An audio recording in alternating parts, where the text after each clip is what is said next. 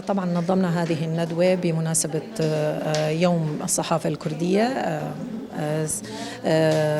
طبعا كان هناك محورين في هذه الندوة. المحور الأول هو تاريخ الصحافة الكردية، من أين انطلقت وتاريخها النضالي.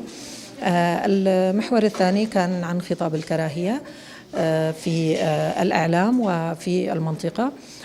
تناول المحور الثاني يعني خطاب الكراهية وانتشاره في المنطقة وأسباب انتشاره وتأثيره على المكونات وعلى التعايش السلمي في هذه المنطقة، في منطقة شمال وشرق سوريا وبشكل خاص في روجافا. طبعا كان الهدف من الندوة هو تسليط الضوء على آثار خطاب الكراهية وإمكانية الحد من خطاب الكراهية عن طريق الإعلام.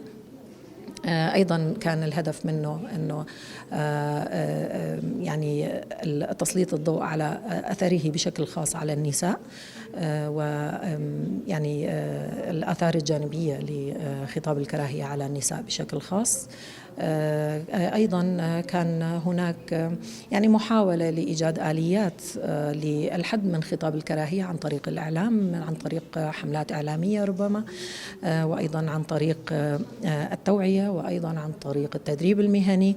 وكان أيضا يعني من الأشياء المقترحة أن يكون هناك مصطلحات خاصة بالإعلام يتم العمل عليها، تكون هناك مصطلحات جامعة لكل المؤسسات الإعلامية يتم الاتفاق عليها بين جميع المؤسسات.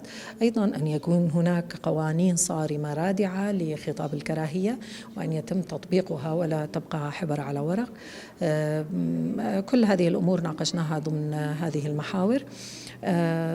طبعا بهذه المناسبة أيضا أتوجه لجميع الزملاء الصحفيين والصحفيات بيوم الصحافة الكردية، وأتمنى أن نجد آليات لردع خطاب الكراهية، وأن لا ننجر كصحفيين أو إعلاميين وراء الفتنة ووراء خطاب الكراهية، وأن نكون نحن صوت الحقيقة، وعلى العكس يعني أن لا نكون جانبا للترويج لهذا الخطاب. دوكا بروجي دجبونا كوب كاربن كسين كو آزادي خاص راستية بين الزمان و دها راست قال لك منظمات مجتمع مدني يجي